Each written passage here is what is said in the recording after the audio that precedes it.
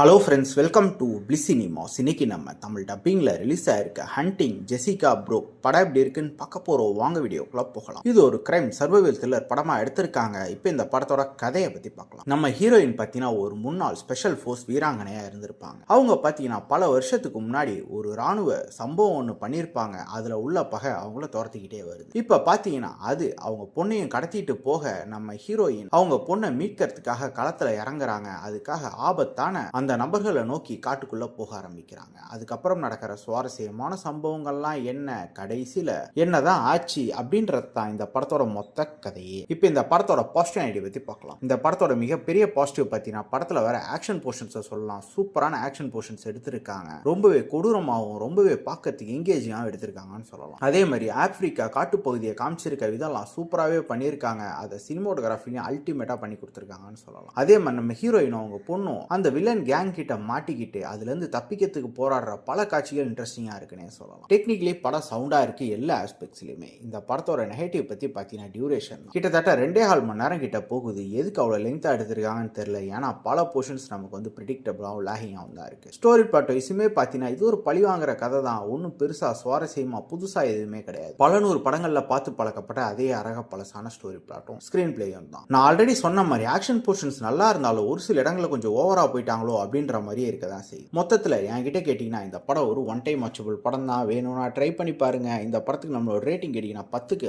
6 mark கொடுக்கலாம். படத்தில் அடல் கண்டென்ட்லாம் இல்லை, ஸோ ஃபேமிலியோட ட்ரை பண்ணலாம். இன்னொரு வீடியோவில் சந்திக்கலாம். தேங்க்யூ.